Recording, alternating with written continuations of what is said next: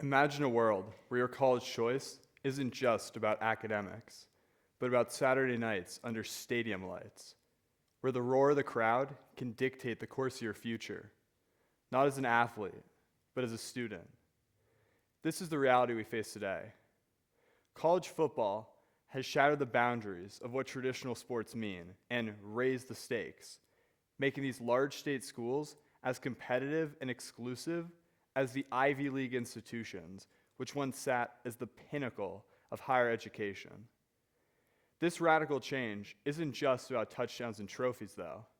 It's about how these schools have leveraged the cultural power of football to enhance their image, attract applicants, and elevate their standing on the national stage.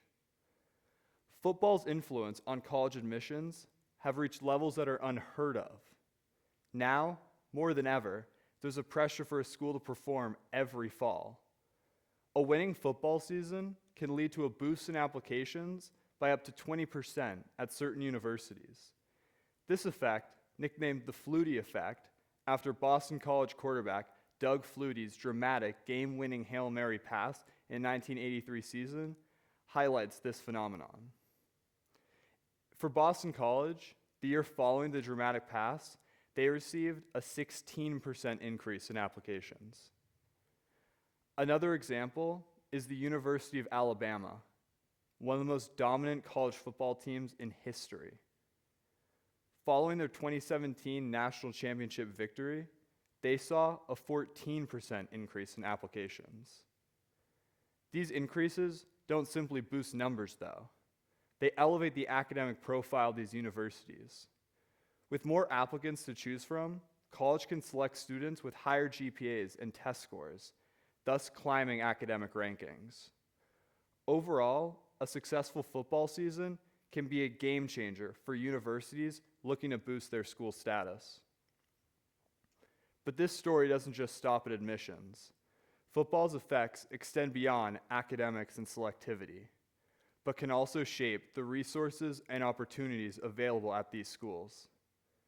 Alumni donations often skyrocket after a successful football season, fueling the development of state-of-the-art facilities, additional scholarships, and other academic programs.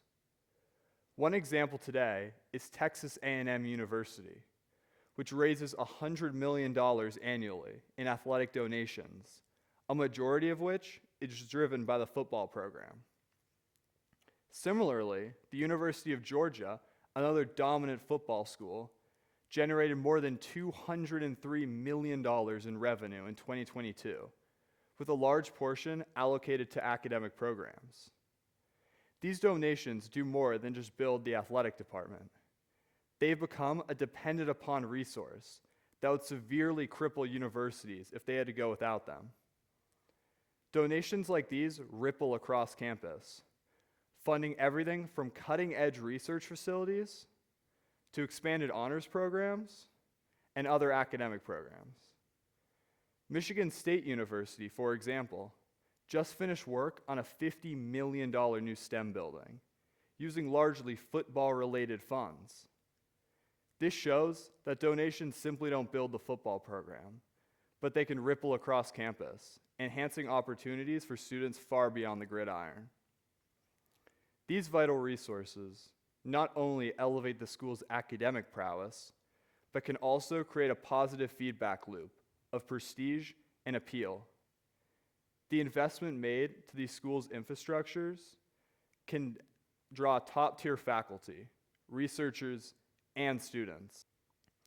This phenomenon helps turn what used to be small regional schools into major national powerhouses, capable of competing with long-standing institutions like Stanford and Yale. For many students, the allure of these resources and opportunities can be the deciding factor when making their college choice. Not only is the increased academics a draw for applicants to these schools, but the cultural significance of football only amplifies its influence on college admissions. Today, college football is not just a sport, it's a cultural pillar stone that brings these schools into the national spotlight. Game days are a unifying experience, being broadcast nationally for millions of people to watch. The national branding created by football is unparalleled, giving these schools identities that extend beyond academics and local school spirit. A huge example of this is the University of Oregon's football program, which has become known for their innovation and style due to their long-standing partnership with Nike. In 2023, 42% of out-of-state applicants recognized football in either their essays or interviews. However, this branding doesn't just appeal to American students. It has built global influence, drawing international applicants who recognize the school more for its athletic programs than its academic. During my trips to places like Switzerland and London, I was shocked by the amount of people who would come up to me and ask about my Michigan lacrosse shorts or my UT Austin shirt. I would get approached and asked about the team and what these events were like in person. Even those who didn't know how many points a touchdown is or know what the crease is in lacrosse still knew about large events like the Rose Bowl with millions of people or tailgates outside of Ole Miss games. To them, these events have become synonymous with the American college experience, full of fun and excitement, as opposed to many European universities that lack many of these same unique events. But this shift in college admissions has broader implications, ones that are serious and need to be talked about. It raises the question about the responsibility these colleges have to maintain a balance between athletics and academics, as well as the accessibility of higher education. The growing importance of football in building a school's identity and desire risks sidelining students whose interests and talents don't simply lie on the football field. Schools with successful football programs often invest heavily in their football departments, sometimes at the expense of other academic or extracurricular opportunities. While this is mainly an issue at the high school level, it could very soon become problematic in college for those looking to build their allure and desire through the gateway of football. Additionally, as state schools become more and more selective every year, they restrict access for local students who used to see these colleges as attainable. For me, I remember when my dad was telling me about when he was in high school, how schools like UCLA, Texas, and Michigan were easy to get into for someone just breezing through high school.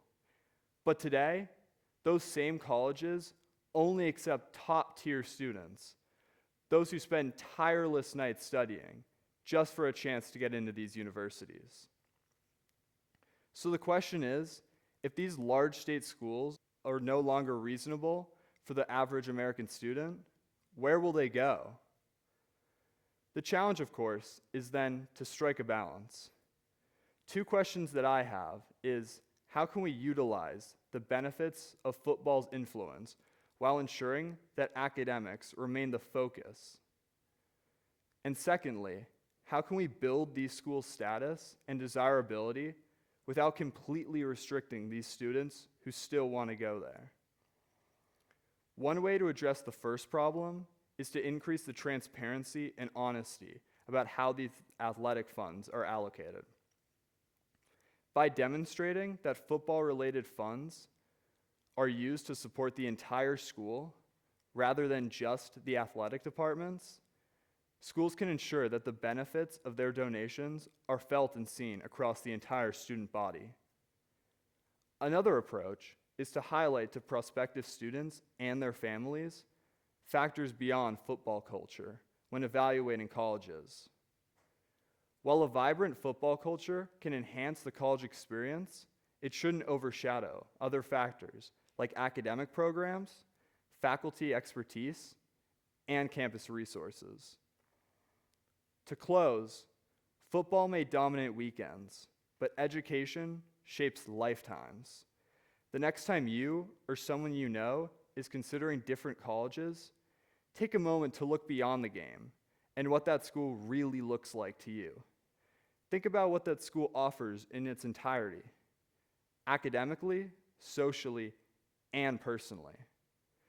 Football is an important thing for colleges, but it's important to ensure that it serves as a complement to, rather than a replacement for, the ultimate goal of higher education. Thank you.